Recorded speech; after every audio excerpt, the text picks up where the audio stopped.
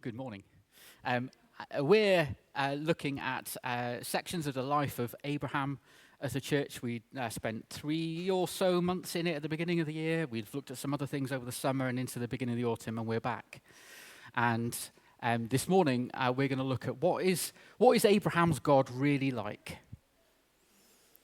We've learned stuff about Abraham as the person, but I don't know about you. Probably a nice guy, made some mistakes. I want to learn about God. And Abraham knew God in a way that lots of us envy and all of us can have better because of Jesus. And I want us all to go away this morning with better than Abraham had. Do you want better than Abraham had? He was a friend of God, by the way. Do you want better than Abraham had? Excellent. Listen as Hannah brings the word of the Lord. And as you're listening to her read the scriptures, just think of some questions that jump to your mind. I'm going to invite some audience participation because, hey, we're kind of a Pentecostal church, right? So let's listen to the scriptures. Yes, I'm reading from Genesis chapter 18, starting at verse 16. So this is following on from Abraham. He's kind of met these, I think it's 3 men or a certain number of men, but it's kind of like they're also the Lord or they're angels or something. So from this encounter, then the men got up from their meal and looked out toward Sodom. As they left, Abraham went with them to send them on their way. Should I hide my plan from Abraham? The Lord asked. For Abraham will certainly become a great and mighty nation, and all the nations of the earth will be blessed through him. I have singled him out so that he will direct his sons and their families to keep the way of the Lord by doing what is right and just. Then I will do for Abraham all that I have promised. So the Lord told Abraham, I have heard a great outcry from Sodom and Gomorrah because their sin is so flagrant. I'm going down to see if their actions are as wicked as I have heard. If not, I want to know. The other men turned and headed toward Sodom, but the Lord remained with Abraham. Abraham approached him and said, Will you sweep away both the righteous and the wicked? Suppose you had 50 righteous people living there in the city. Will you still sweep it away and not spare it for their sake? Surely you wouldn't do such a thing, destroying the righteous along with the wicked. Why, you would be treating the righteous and the wicked exactly the same. Surely you wouldn't do that. Should not the judge of all the earth do what is right? And the Lord replied, If I find 50 righteous people in Sodom, I will spare the entire city for their sake. Then Abraham spoke again. Since I've begun, let me speak further to my Lord, even though I am but dust and ashes. Suppose there are only 45 righteous people rather than 50. Will you destroy the whole city for the lack of 5? And the Lord said, I will not destroy it if I find 45 righteous people there. Then Abraham pressed his request further. Suppose there are only 40? And the Lord replied, I will not destroy it for the sake of the 40. Please don't be angry, my Lord, Abraham pleaded. Let me speak. Suppose only 30 righteous people are found. And the Lord replied, I will not destroy it if I find 30. Then Abraham said, Since I have dared to speak to the Lord, let me continue. Suppose there are only 20. And the Lord replied, Then I will not destroy it for the sake of the 20. Finally, Abraham said, Lord, please don't be angry with me if I speak one more time. Suppose only 10 are found there. And the Lord replied, Then I will not destroy it for the sake of the 10. When the Lord had finished his conversation with Abraham, he went on his way, and Abraham returned to his tent.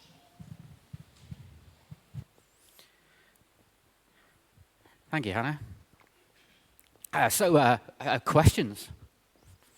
Q&A at the beginning of a sermon. I'm not going to answer. Well, I might later in the sermon. What stands out for you as you listen to the scriptures read? I can see a hand back there. You shout, John, and I'll repeat it. So the Lord is present in a body. Mm. Mm. Probably not a heresy, but God comes close. Yeah, we're going to touch on that. That is quite provocative in this passage. This is the closest God comes to humans in the Old Testament. This is the only meal he actually shares with humans.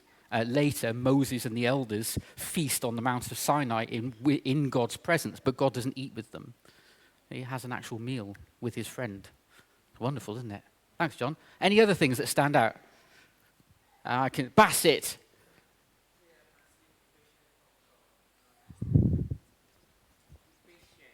The patience. God has, Abraham started with 50, Yeah. 45, 30.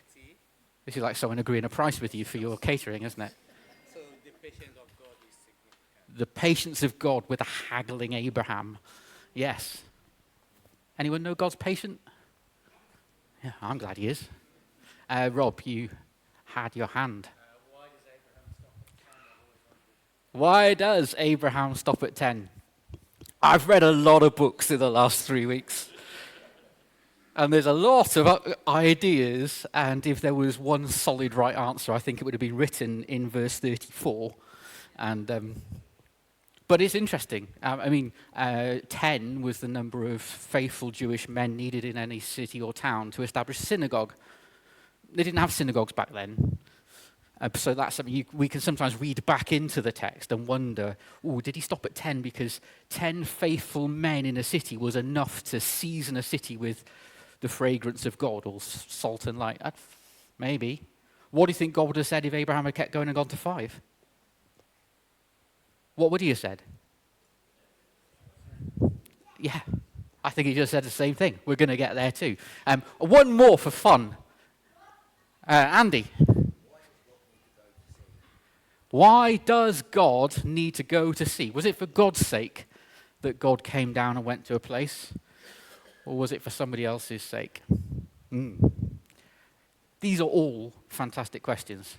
And when I'm reading the scriptures, whether it's to get ready to preach or just to feed, because it's food for us, isn't it? Just to feed. Asking questions is like the most helpful tool you can bring to studying the Bible, even if you don't work out what any of the answers are. Some of them haven't got an answer, like what? Why was it 10? But as you go digging, do you know what? Even if you don't get an answer, you're going to meet with God, and that's good to do. So let's see what kind of questions I was bringing to this passage as I was reading. Forgive me as I start, because this first bit weighs heavy over the course of this week. I went to see a play with my daughter. We went to see To Kill a Mockingbird in Leicester. Has anyone seen the play? Have you recovered? Yeah. So it's a story set in 1930s America with an enlightened lawyer who's defending a black man falsely accused of raping a white girl. And the telling of the story and the putting on of that play in one of the most multicultural cities in our country right now, while race is a thing, like a very in-your-face, even white men are feeling the pressures of what's going on with racial worry, fear, hatred right now. I'm still not okay after seeing that play, and that was on Wednesday. And I think that's going to bubble up. Because God sees suffering. My points always start with the same letter, right? Hopefully so you can remember. But God sees suffering. I'm getting this from verse 20. Verse 20 is, so the Lord told Abraham, I've heard a great outcry from Sodom and Gomorrah because their sin is so flagrant. God hears an outcry, but here doesn't start with S. So he sees it too. The outcry, the question, when I read that, I thought, I've read that word somewhere before. I've read it, I've come across it in a couple of places. I've come across it right at the beginning. Cain and Abel, 2 brothers, Cain kills Abel, and God hears the outcry of Abel's blood from the ground. God picks up on injustice. God sees it, is drawn to it, to deal with it. Exodus is where was the first place I found it. Peter was the one who reminded me, oh, that's about like even earlier than you went, Gareth. In Exodus, when the Israelites are slaves in Egypt and they're making bricks, and then the Egyptians, to make life harder for them, say, well, you make more bricks and you can't use any straw. And in Exodus 3, the outcry of the Israelites rises up to God. The Zekah. I can't speak Hebrew. Why am I even pretending? But the Zekah, this is the cry of the oppressed that's rising up. This isn't the prayer of the pious. This isn't God's people praying. This is people hurting. Because Abel couldn't pray because he was dead. Zekah, this is injustice in the earth, things not working right the way God intended them to be, rises up to him. And he pays attention to it. It's the opposite of a word that we'll look at later that sounds very much similar, tzedakah, which is God's righteousness. When God's righteous rule and reign and everything is flowing easy in the world the way he intended it, this is the total opposite. This is God's best broken. And he hears it. Whether or not people are praying, he hears it.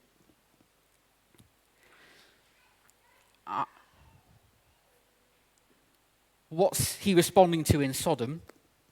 Well, the kids are out, but the youth are in.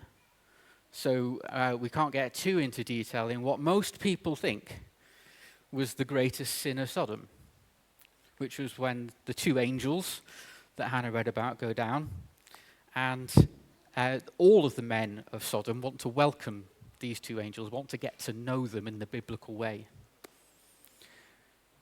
People use this story to point at homosexuality and say that is the gravest sin of all. And anyone who does that is wrong. And the scriptures say so. Because this is what the scriptures say the sins of Sodom were: pride, gluttony. Everything was easy because they were prosperous, so they neglected the poor and the needy. They were haughty. And they held power over other people. Not for their good, but for their own pleasure. These are detestable practices. Isaiah says, Isaiah's a prophet and he's criticizing Judah, God's people, and he says, you're just like Sodom. Not because men are having sex with men, but no, because your worship is empty. You're using words about God that you don't know. You're lifting blood-stained hands to him. There is injustice in your land. You are oppressing the orphan and you are neglecting the widow. Elsewhere in the scriptures, God has stuff to say about what we do with our bodies in sexual union. And it's very clear that the right place for sexual union is in one faithful marriage, one man, one woman for life. That is God's best. And in the earth today, there are places where it's broken. And his heart breaks for that. And his heart breaks for how we treat one another when we look at each other and go, oh, you sin differently than I do. So I'm going to pour all of my judgment on your sin and hope no one notices mine. That's part of the sekar. That's part of the injustice. That people are looking at each other and going, you are a dirty, filthy sinner. And I was able to get the first word in so I don't look like one. God hates this, friends, and sees it and is committed to do something about it. I'm going to come back a little bit later to this idea of what was the sin of Sodom? What was the injustice that God was so moved to come down to find out more about? And I came across this from an author that I like called Brian Zahnd. In 50 years of reading the Bible, he says, this is how I summarize all of the Old Testament and Jesus' teaching. This is what God requires of societies, groups of people. Make sure everyone has what they need and protect the little people from the big people. I like that because it's not theological language, but it's totally theological. Make sure everyone has what they need and protect the little people from the big people. If Sodom had been doing that, if Israel had been doing that, there's no Sekar.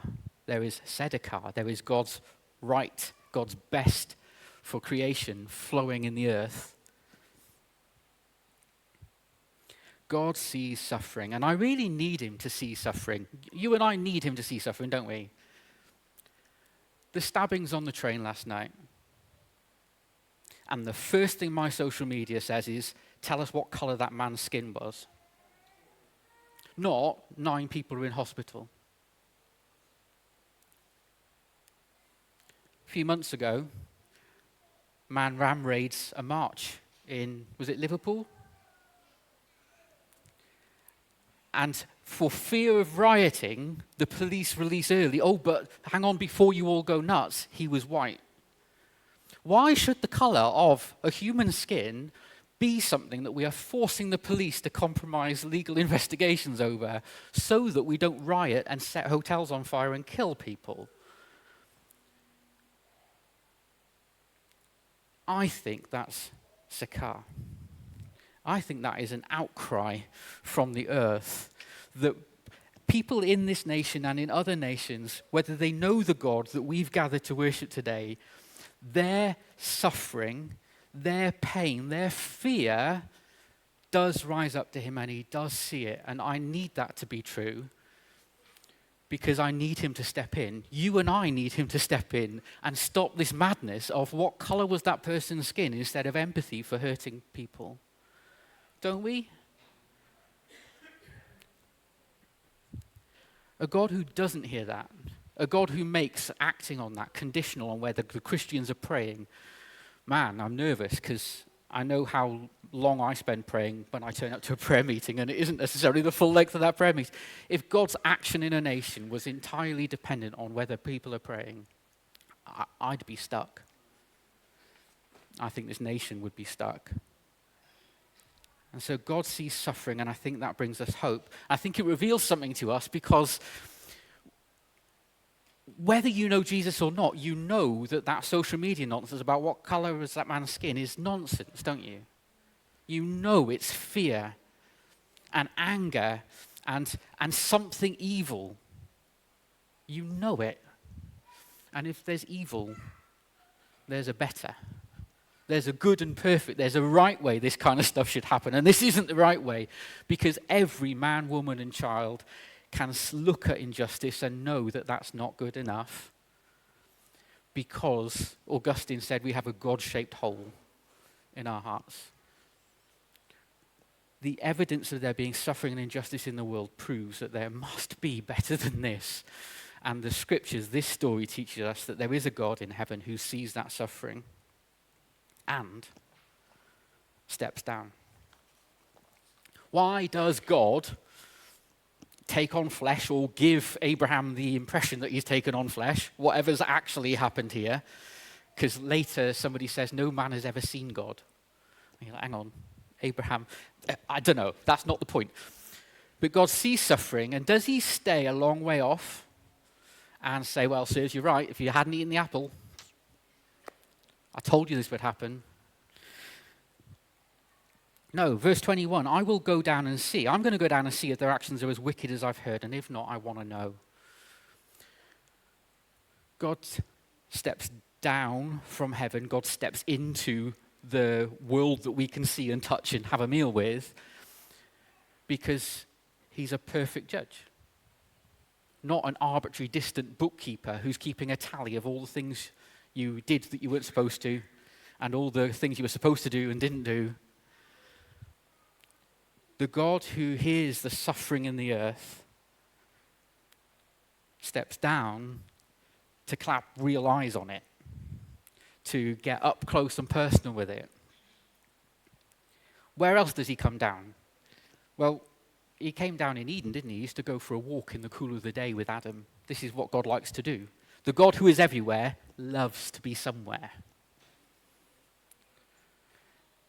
He loves. He presences himself with our singing. The Lord inhabits the praise of his people, doesn't he?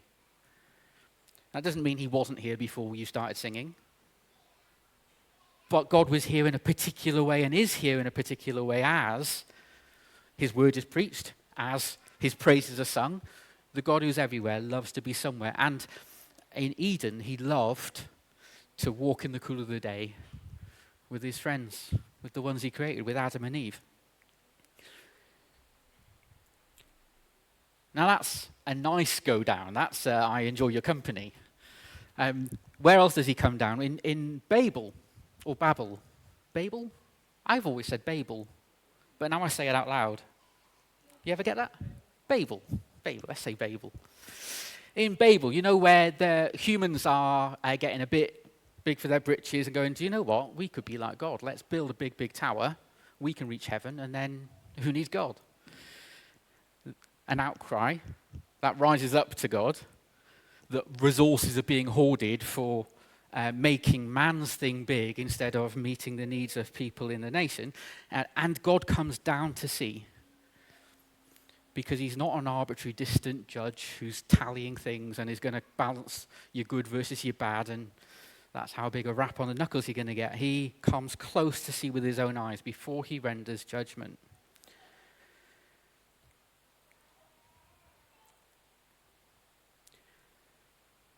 I love that God steps down. I love that God stepped down not just to see that there was suffering in the world, but has anyone suffered like our Jesus? Has anyone suffered like God and man, feeling the feelings of humans, seeing the injustice that they do with one another? Has anyone suffered like nails through their hands and nailed to a tree? And all of the sin, all of the God's best broken, dealt with in Jesus. Has anyone ever suffered like him? God saw suffering, and he stepped down to get close to it. And he has fully experienced everything you and I suffer in the life and body of King Jesus as he lived and died. I think that's why it's important that God stepped down. I think it's a bit of an impression of how personally God takes injustice in the world and the extent he's prepared to go to. And it's a hint in Genesis that bigger, better, more is still to come. God steps down.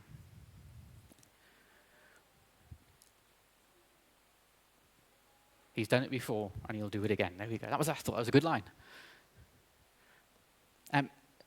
The third S. Have we got to the third S? I think we're to the third S. God speaks with his friend.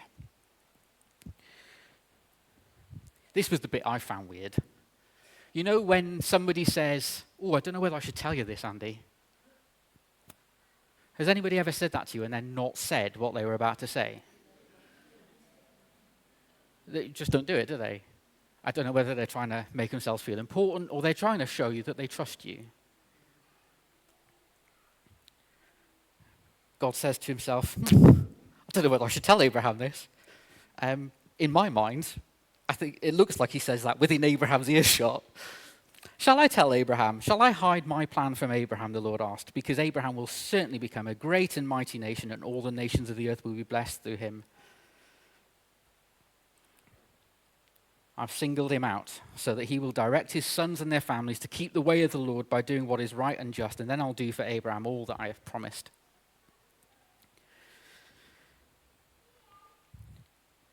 God's chosen Abraham for wonderful things. If you were around the church in February or March, you'll have seen in Genesis 12, when God interrupts this sun and star worshipper and says, I'm the Lord God. Get up and go from this place to a place I'll show you while you're on the way, and I will bless you. And I'll make you a blessing to others. And God just picks him for no reason other than God's own choice to bless him. I found this bit really interesting, though. I've singled him out so that he will direct his sons and their families to keep the way of the Lord by doing what is right and just.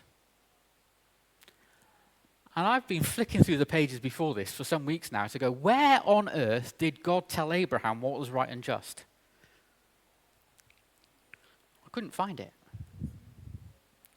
Because so far, this is what God said, and I'm really sorry for the font, but it's to make a point. It's to make a point.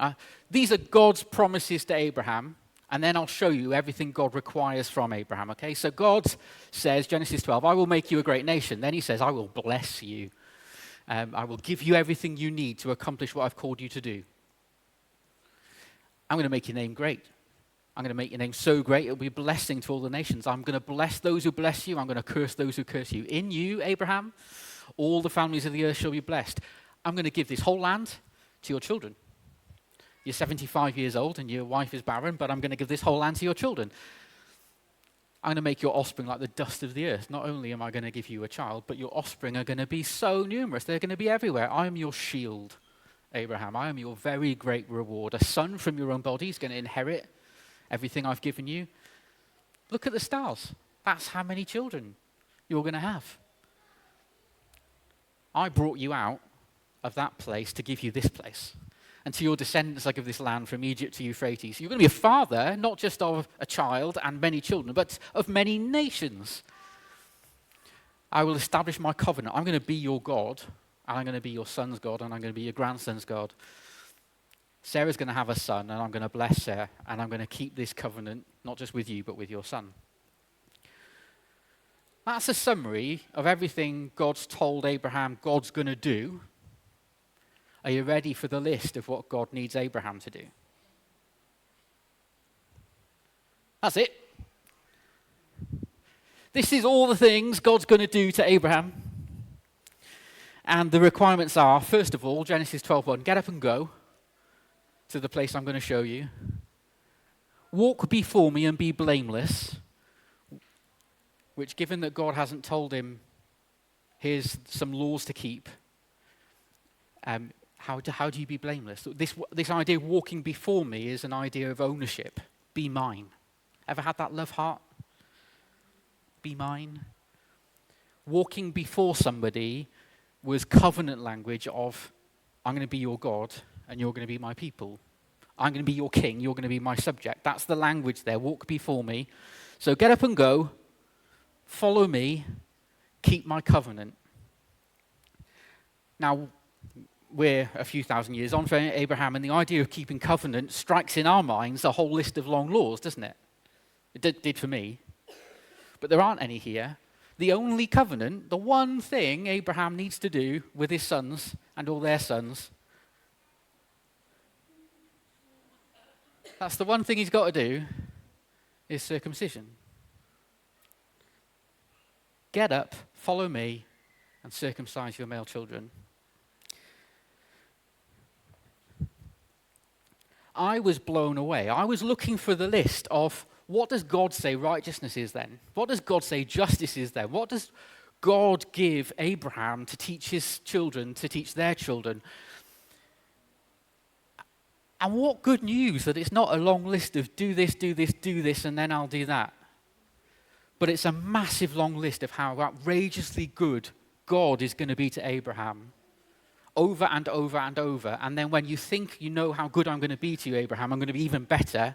And then when you think you know how good I'm going to be to you, I'm going to be that good and more to your children and their children. Just follow me. That sounds a lot like right in the beginning, doesn't it? Adam, Eve, garden. Here's all the animals. Pick some names. Kangaroo? Cool. Here's a wife. No clothes yet? Cool. Here is everything except one tree. Don't go near the tree. Bad news. Outrageous blessing. One thing I require of you, that you listen to what I say and you do it. We tried to train our children. We really tried. We tried to train our children. Our house wouldn't be one full of rules. Don't go there, don't do this, don't do that. But we wanted it to be one of rightly ordered relationship with the parents, not you. This isn't a democracy. Nobody gets a vote. We tried to train our children that in our house, all you need to do is what Mummy and Daddy say straight away with a good attitude. Didn't we, Sam?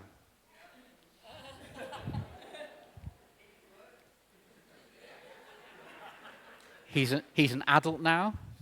I think it's now between him and Jesus. The only thing, do what I say straight away with a good attitude, like you know it's good for you. There are different parenting techniques, and I'm not trying to say this was a good one. It was just the best we knew how.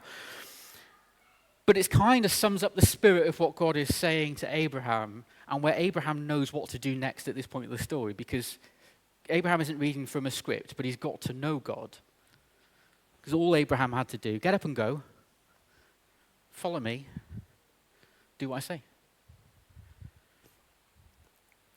And so when God says to Abraham, I've heard this outcry, their sin is flagrant, I'm going to go down and see if their actions are as wicked as I've heard, and if not, I want to know.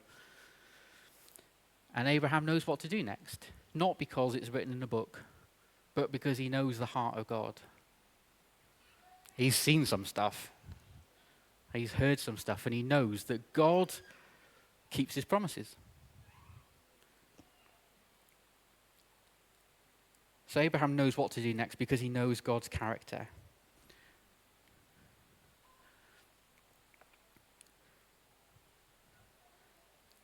Briefly, the call to walk in righteousness and justice that I summarized with that Brian Zahn quote, do you remember? Make sure everyone has what they need and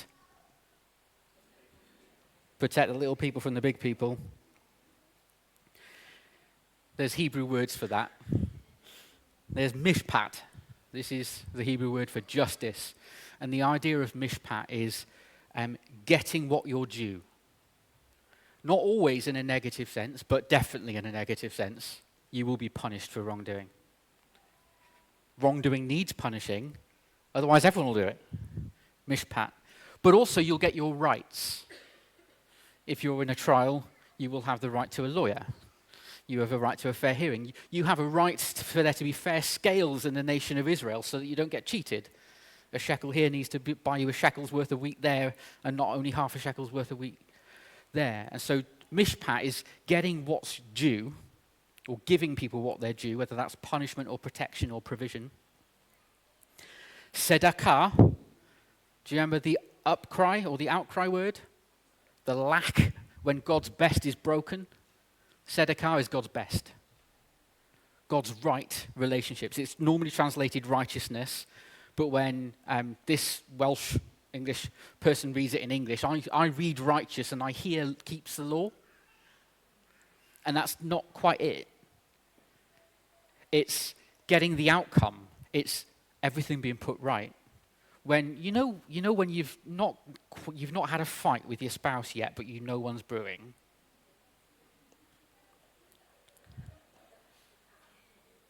Even single people are laughing because they know this feeling. It's because something isn't quite right in that relationship and it needs to be put right. And God's tzedakah is his commitment to put all things that are wrong right. And tzedakah is that righteousness in a relational sense. So everything is right between you and God, and now you can put right every other relationship you have or need to have. So that's the idea of mishpat and tzedakah. Together they kind of mean social justice. The idea is if mishpat is the thing that puts wrong right, tzedakah is nothing needed put in right. Is that making sense? Here we go. I'm going to stop trying to teach people Hebrew because I'm trying to teach the Bible. But this is helpful to us because we have more than Abraham had. We have got the rest of the book. And we have got King Jesus' life and example and spirit within us, teaching us what justice and righteousness will look like in any given situation. And so, thankfully, we're all let off the circumcision one now, which is very, very good news. God decides to speak to his friend because friendship's important to God. His friends matter to him. His friends are not his equals. This is another thing that white Westerners will read when they see Abraham was a friend of God. And later in John, when Jesus says that I don't call you servants anymore, now I call you friends. That's nice, isn't it? But that's not God Almighty. He is still God Almighty. That is still a relationship of loyalty, to one more powerful than I am. Yes, he loves us, and draws us close. And he had dinner with John reclining on his breast like he wants close, affectionate relationship with his people. He's still the King of Kings, right? And that's cool.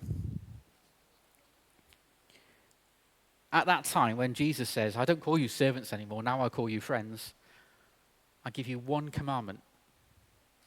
Love each other like I've loved you. A bit like that one. I've loved you, and you haven't seen the end of my love, and you never will. And now all I ask you is that you love each other. But even when he told people to do that, he knew that they couldn't. Not so much they wouldn't. He was always determined to make a way for us to keep what he said. So God sees suffering. God steps down. God speaks with his friend. God saves sinners. God saves sinners. Hallelujah. Now, where does he do that in this? Because if you flick over into chapter 19, fire, brimstone, whole place gone, in what way does God save sinners? How did Abraham know that God was setting up a dialogue? That the judge of heaven and earth will do right was a conversation God wanted to have with Abraham. Well, I've already tried to lay out. It's because Abraham's been walking with God as his friend for some time. But this is why I'm convinced that the answer to the question, if Abraham had gone all the way down to 5, what would God have said? Is still yes. It's not just because we're this side of the cross and we know the end of the story. It's also because God's shown him what he'll do. Do you remember the story from Genesis 15, the second or third time that God's revealing himself to Abraham? And he does this. Abraham asks God, how will I know that you're going to keep this covenant? You say you're going to bless me. How will I know? And God tells him, go get some animals, chop them in half. And then God puts him to sleep. And God passes through these torn up animals. And we realized at the time, I think Mark Zeeley preached this sermon really powerfully. This was saying, hey, I'm making a covenant with you. And if this covenant is broken, let this tearing apart happen to the parties that walk through the animals. But where was Abraham at the time? Abraham was kipping. Abraham did not walk between those animals with God, and God set it up that way because God was always going to take the breaking of the covenant on himself. God was never going to require the payment from us because he knew we couldn't do it. He was always going to pay the full price himself, and a price needed to be paid. Because when we see evil in the earth, it's not okay, and it needs to be put right. And evil doing and wrongdoing and murder and hate and deliberate stoking up of fears in communities, someone's got to put that right, and I don't know how to do it myself, so God, you've got to. This is justice. This is a desire for justice in the earth. This is a desire for the wrong to be put right. It's got to be judged. But we can't do it. We cannot pay the price. If Abraham had gone all the way down to, but God, if there's one righteous person, then that's quite a lot of biblical history that we might have missed out on. But Abraham got a hint of the gospel in that example of the covenant. And we get the fullness of it, don't we? Because the body being torn apart, if the covenant was broken, didn't that happen in Jesus? Don't we memorialize it, picture it when we break bread? This is my body that's broken for you. Broken because of you. Broken as if I am you. Broken in your place. The judge of all the earth will do right. He will fully judge all sin. He will fully judge all wrongdoing. I think he already fully has in King Jesus dying on the cross. The one who had never sinned was treated as if all of our sins were on him. That's how Paul puts it. God saved sinners, and it was always going to be this way. And it was always going to be by this way. It was always going to be by God himself doing it. Thank you, Jesus, for what you've done for me and what's available to any one of us who wants to lay hold of it by faith.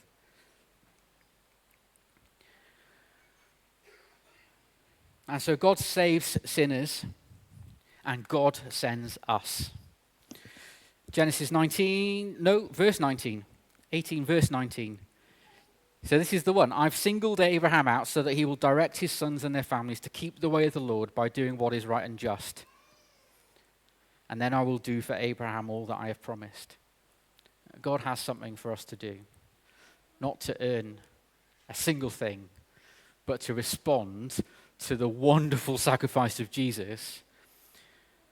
God has set it up so that you and I are the means for righteousness and justice to happen in the earth. God has set up communities like this one and said, hey, wouldn't it be great if in communities all around the earth there was mishpat, there was people got what they deserved. They got what they were due, where the low are raised up, where the powerful are reminded you're still only a human, where we are equal in the eyes of God, where we love one another as Jesus told us to and showed us how.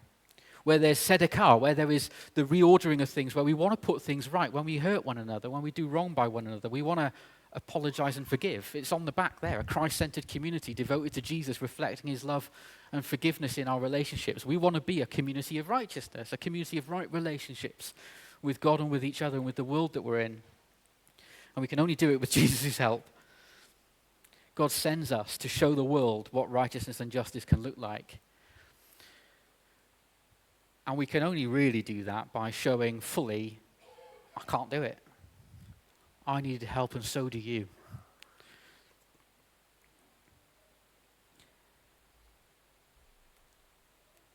Just like God told Abraham, get up and follow me. Do what I say.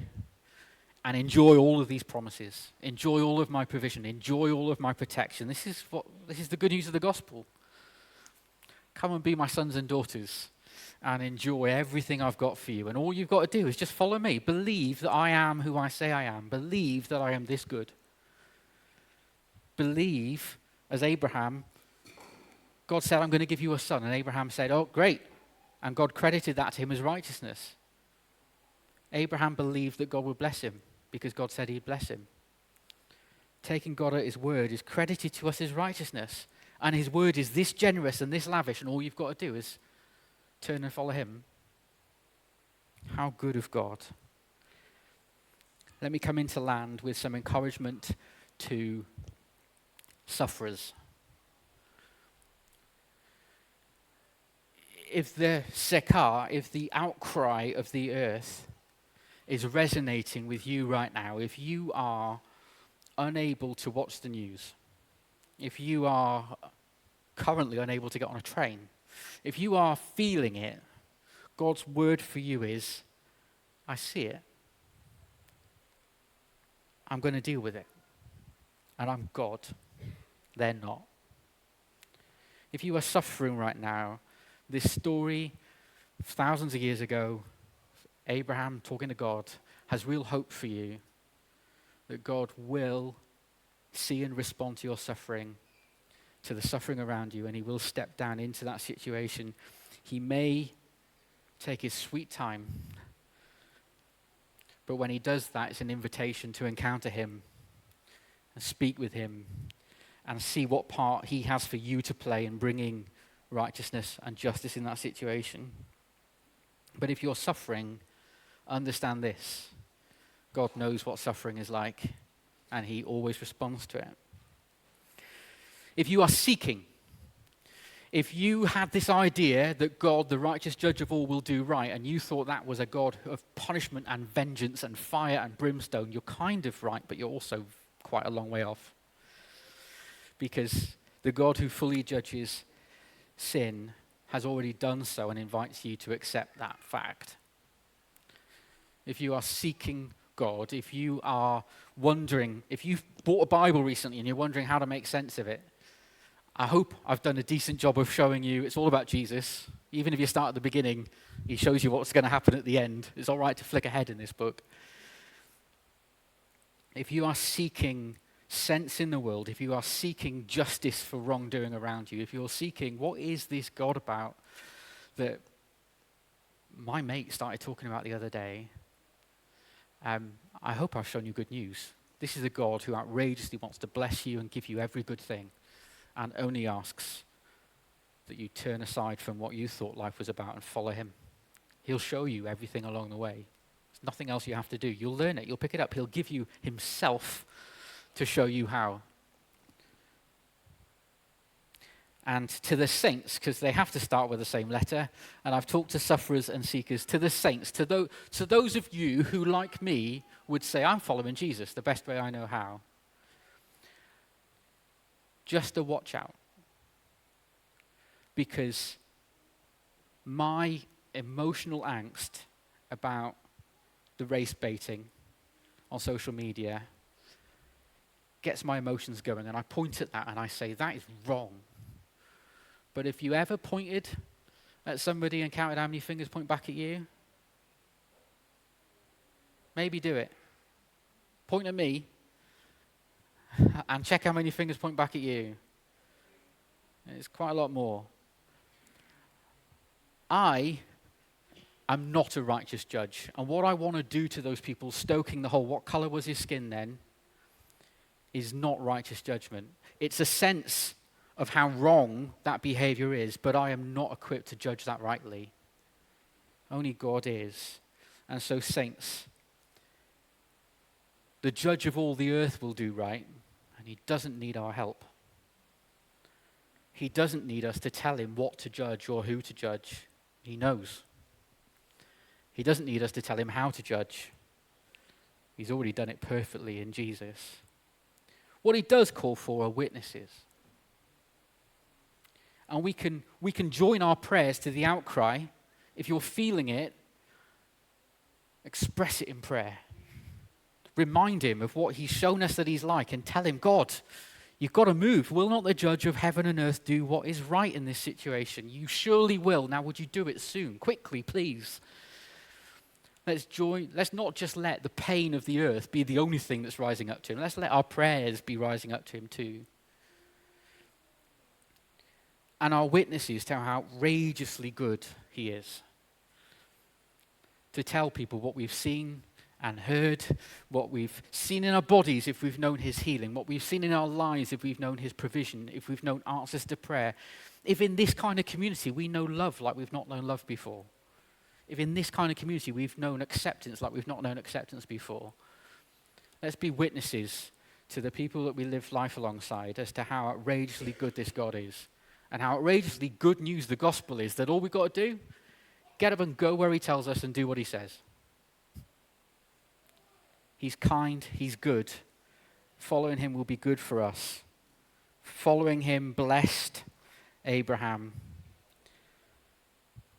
The judge of heaven and earth will do what is right.